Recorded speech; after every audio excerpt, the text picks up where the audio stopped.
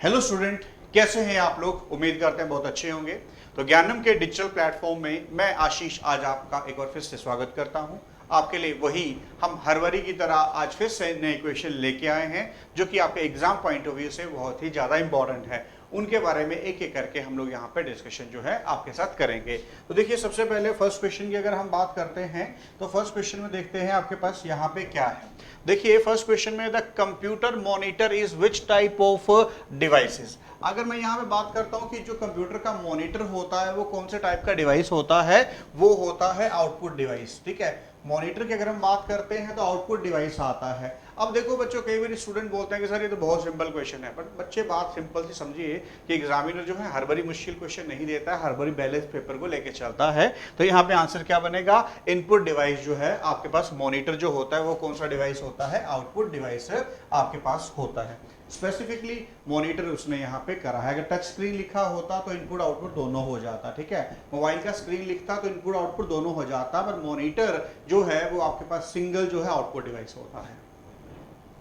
Next question देखिए, which was the world first successfully electronic computer. सबसे पहला electronic computer जो है वो कौन सा है। ठीक है, सबसे पहला जो फर्स्ट इलेक्ट्रॉनिक कंप्यूटर जो है वो कौन सा है, परम, क्रे, पैस्केलाइन या फिर एनिएक। अगर हम यहाँ पे बात करते हैं तो सबसे पहला जो कंप्यूटर आप लोग मानते हैं electronic computer successfully, that is ENIAC. ठीक है, electronic numerical integrator and computer आपके पास इसका जो है फुल फॉर्म है।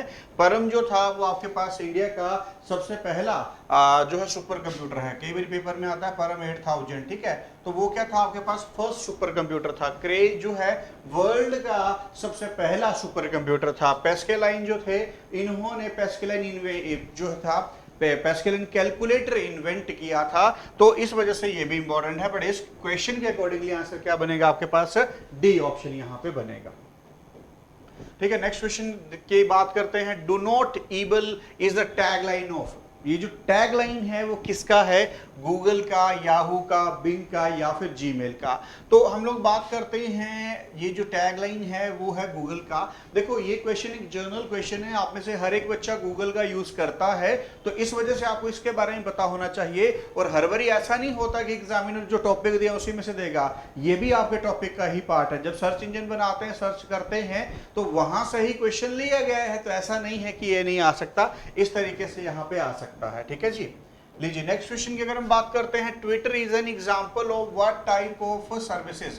अब देखो आप लोग सारे के सारे बच्चे ट्विटर यूज करते होंगे, आप सभी के अकाउंट ट्विटर के ऊपर हैं, तो वो जो आपके पास सर्विसेज है वो कौन से टाइप की सर्विसेज होती है वो आपको बताना है। ब्लॉग है, प्रोग्रामिंग है, गेमिंग है, ये माइक्रो ब्लॉगिंग। देखो गेमिंग और प्रोग्रामिंग तो आपको पता है आपके पास कैंसिल आउट हो गया। ब्लॉगिंग और माइक्रो ब्लॉगिंग में डिफरेंस आपको पता होना चाहिए। ब्लॉग का मतलब क्या होता है कि आपने कुछ भी लिखा, आप अपना, जैसे गूगल आपको एक ऑप्शन देता है कि आप अपना ब्लॉग बना के पब्लिश कर सकते हो, लोग उसे पढ़ेंगे। ठीक है, तो वो होता है ब्लॉग। बट माइक्रो ब्लॉग का मतलब क्या होता है, जैसे नाम से पता चल रहा है माइक्रो, माइक्रो का मतलब होता है छोटा। जैसे कि आप लोग ट्विटर पे देखते हैं हैशटैग करके कोई भी चीज को जो है चलाया जा रहा है, तो माइक्रो ब्लॉगिंग का मतलब है किसी बड़ी चीज को एक छोटा सा कुछ एक कैरेक्टर्स के अंदर उसको क्या करना है, फिक्स करना है, लिखना है। मतलब एक माइक्रो ब्लॉगिंग जो है इसका आंसर बनेगा। माइक्रो का मतलब है आपके पास पूरे के पूरे पैराग्राफ को समअप करके एक छोटी सी समरी आपको वहां पे देना है। ठीक है, अब एक क्वेश्चन मैं आप लोगों के लिए यहाँ पे होमवर्क में दे रहा हूं, आपको मेरे को ये बताना है कि ट्विटर का कैरेक्टर लिमिट कितना है। ट्विटर का कैरेक्टर लिमिट कितना है, आप कितने कैरेक्टर यहाँ पे लिख सकते हैं। कई बार ऐसा क्वेश्चन भी आपसे पूछा जाता है, ये आपके लिए इंपॉर्टेंट क्वेश्चन है कि ट्विटर का कैरेक्टर लिमिट जो है कितना है। तो ब्लॉगिंग यहाँ पे आंसर नहीं बनेगा। ठीक है जी, नेक्स्ट क्वेश्चन की बात करते हैं। Code red is a type of. Code red क्या है आपके पास, एन एंटीवायरस प्रोग्राम, अ फोटो एडिटिंग सॉफ्टवेयर या कंप्यूटर वायरस या वीडियो एडिटिंग सॉफ्टवेयर। अगर हम बात करते हैं कोड रेड की, तो ये क्या होता है, एक कंप्यूटर वायरस है। ये क्या है, एक कंप्यूटर का वायरस होता है। तो इसका आंसर क्या बनेगा, सी ऑप्शन। ठीक है जी, नेक्स्ट बात करते हैं mobile security is also known as. देखिए मोबाइल सिक्योरिटी से क्वेश्चन लिया गया है। अब ध्यान देंगे आप लोग, सबसे बड़ी बात, आप में से हर कोई बच्चा मोबाइल फोन यूज कर रहा है, तो क्वेश्चन भी वहीं से लिया गया है। तो mobile security is known as open source security, API security, wireless security या डेटाबेस सिक्योरिटी। देखो मोबाइल सिक्योरिटी का मतलब क्या है, आपके पास वायरलेस सिक्योरिटी। आज की डेट में आप लोगों के जितने भी मोबाइल फोन है वो सारे के सारे कैसे काम कर रहे हैं, वायरलेस। सारे के सारे कैसे काम कर रहे हैं, वायरलेस तरीके से काम कर रहे हैं। तो आपको यहाँ पे ये पता होना चाहिए कि ये जो सिक्योरिटी होगा वो कैसा होगा, वायरलेस सिक्योरिटी होगा। ये जो सिक्योरिटी है वो कौन सा है, वायरलेस सिक्योरिटी आपके पास यहाँ पे है। ठीक है, नेक्स्ट क्वेश्चन की हम बात करते हैं। नेक्स्ट क्वेश्चन देखिए, what is the full form of IDL. ठीक है, what is the full form of IDL, हम लोग यहाँ पे बात करते हैं। ठीक है, तो यहाँ पे देखिए आपके पास interface definition language, interface direct language, या फिर इंटरफेस डेटा लाइब्रेरी, या फिर नन ऑफ दीज। तो अगर हम यहाँ पे बात करते हैं, इस क्वेश्चन का आंसर जो है वो आपके पास नाम से भी आपको यहाँ पे पता चल रहा है कि आईडीएल का इंटरफेस डेफिनेशन लैंग्वेज, इसका जो है यहाँ पे आंसर बनेगा। ठीक है, A option interface definition language, इसका जो है यहाँ पे आंसर बनना है। कौन सा आंसर बनेगा, इंटरफेस डेफिनेशन लैंग्वेज, यहाँ पे ये आप लोगों को याद रखना है। ठीक है जी, नेक्स्ट बात करते हैं, where would you find letter quality. अब क्वालिटी आप लोग जानते हैं कि कीबोर्ड की जो आपके पास जब भी टाइपिंग सीखते हैं तो सबसे पहले क्वालिटी की ही आप लोगों को सिखाया जाता है। सबसे पहले आप लोगों को क्वालिटी की ही सिखाया जाता है। माउस, तो माउस तो इसका आंसर नहीं होगा, स्क्रीन के ऊपर नहीं, न्यूमेरिक कीपैड या फिर कीबोर्ड के ऊपर। अब देखिए कीपैड तो न्यूमेरिक है तो ये तो बात बनेगी नहीं, वो तो अल्फा है। तो कीबोर्ड के ऊपर सबसे पहले आप लोग क्या देखते हैं, क्वालिटी कीवर्ड जो है आपके पास लिखा जाता है। तो क्वालिटी जो है आपको कहाँ पे मिलता है, वो मिलता है आपको कीबोर्ड के ऊपर। ठीक है, तो होपफुली इतनी बात भी आप लोगों को यहाँ पे क्लियर है। ठीक है जी, नेक्स्ट क्वेश्चन की बात करते हैं, which of the following refer to the memory in your computer, USB, DSL, RAM या फिर लैम। अब देखिए इसकी हम बात करते हैं तो आपको पता है कि रैंडम एक्सेस मेमोरी। ठीक है, रैंडम एक्सेस मेमोरी आपके पास क्या होती है, मेमोरी होती है। यूएसबी, डीएसएल और लैन का फुल फॉर्म, यूएसबी, डीएसएल और लैन का फुल फॉर्म बच्चों आप लोग मेरे को यहाँ पे सेंड करेंगे, क्योंकि इसके बारे में मैं ऑलरेडी आपको पहले बता भी चुका हूं। तो यूएसबी, डीएसएल और लैन का फुल फॉर्म आप लोगों ने हमें यहाँ पे सेंड करना है। ठीक है, नेक्स्ट बात करते हैं आपके पास, communication circuits that transmit data in both direction but not at the same time are the operating in। अब देखो आपके पास यहाँ पे डेटा जो है ये सेंडर एंड था और ये आपके पास रिसीवर एंड था। सेंड दोनों तरफ किया जा रहा है, बट ऐसे नहीं हो रहा है कि एक साइमल्टेनियसली, पहले एक किया जा रहा है फिर दूसरे का किया जा रहा है। तो ये जो होता है वो कौन सा मेथड होता है, सिंप्लेक्स मेथड होता है, फुल डुप्लेक्स होता है, या हाफ डुप्लेक्स होता है, या एसिंक्रोनस होता है। अब यहाँ पे क्लियर कर लिखा है, communication circuit that transmit data in both direction but not at the same time, but दोनों का काम जो है सेम टाइम पे नहीं होता है। अगर हम लोग यहाँ पे बात करते हैं, देखिए तो जो फुल डुप्लेक्स की मैं बात करता हूं तो फुल का मतलब है दोनों तरफ। जैसे कि उसका एग्जांपल है, आपके पास किसी को फोन किया तो मैं अगर किसी को फोन करता हूं तो मेरी आवाज भी उसके तरफ जाएगी और उसकी आवाज भी मेरी तरफ आएगी। आगे बात करते हैं हाफ डुप्लेक्स। हाफ डुप्लेक्स में दोनों तरफ आवाज जाती है बट एक टाइम पे एक एक ही जाती है। जैसे वॉकी टॉकी आपने देखा होगा। ब्लूटूथ की बात करें, अगर मेरा ब्लूटूथ आपको कुछ सेंड करा तो उस टाइम पे मेरा मोबाइल सेंडर बन जाएगा, आपका क्या बन जाएगा, रिसीवर। सेकंड टाइम पे आपका सेंडर बन सकता है, मेरा क्या बन सकता है, रिसीवर। तो देखिए यहाँ पे पता चला कि इसका आंसर क्या बनेगा फिर, हाफ डुप्लेक्स। और सिंप्लेक्स का मेथड मीनिंग होता है कि एक ही डायरेक्शन में डेटा को सेंड करना, जैसे कि टीवी सिग्नल, रेडियो सिग्नल जो ट्रांसमिट ही होते हैं, रिसीवर बनते हैं। ठीक है, तो इसका आंसर बनेगा हाफ डुप्लेक्स मेथड आप लोगों का।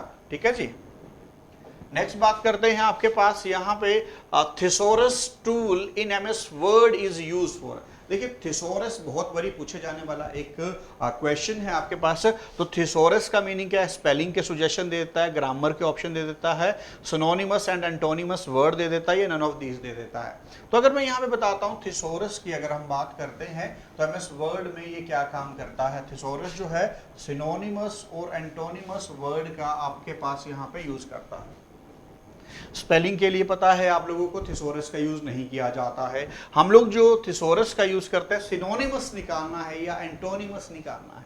ठीक है। अब इसका यूज क्यों किया जाता है, किसी भी पैराग्राफ राइटिंग का आप लोग कर रहे हैं तो एक ही वर्ड का आप लोग बार बार यूज करते हैं तो उसमें बोरिंगनेस आ जाता है। बोरिंगनेस को दूर करने के लिए सिनोनिमस और एंटोनिमस का हम लोग क्या करते हैं, यूज करते हैं। तो होपफुली आपको बात यहाँ पे क्लियर है।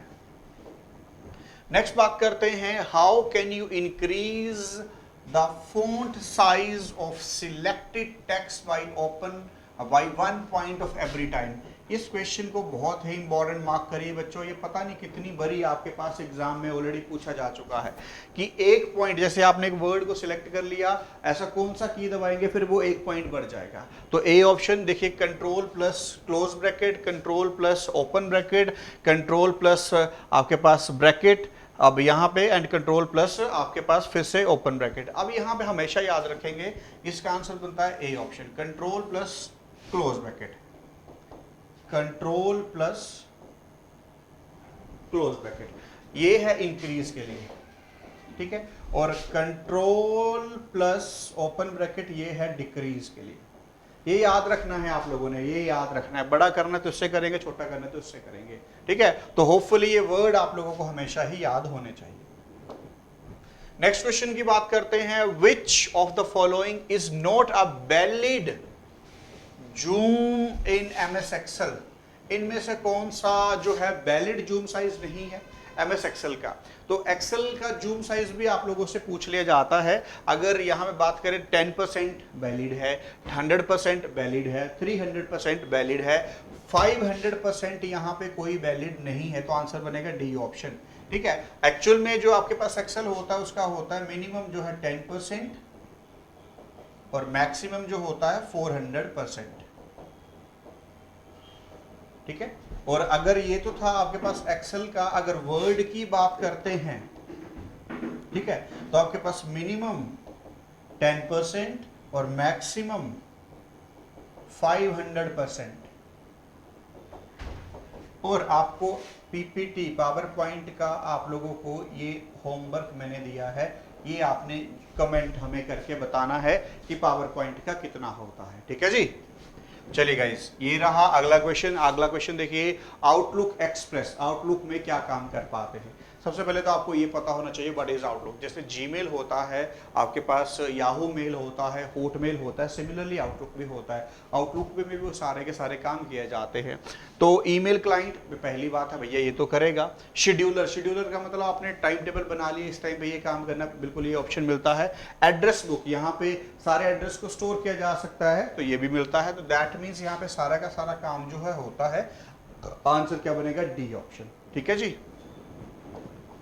नेक्स्ट बात करते हैं, which of the following is not a network. इनमें से कौन सा नेटवर्क नहीं है। अब ये नहीं पूछा कौन सा नेटवर्क है, मतलब कौन सा नेटवर्क नहीं है। तो इस क्वेश्चन में एग्जामिनर आपकी ओवरऑल नॉलेज जो है चेक कर रहा है। तो लोकल एरिया नेटवर्क, भैया आपको पता है नेटवर्क है। वाइड एरिया नेटवर्क, नेटवर्क है।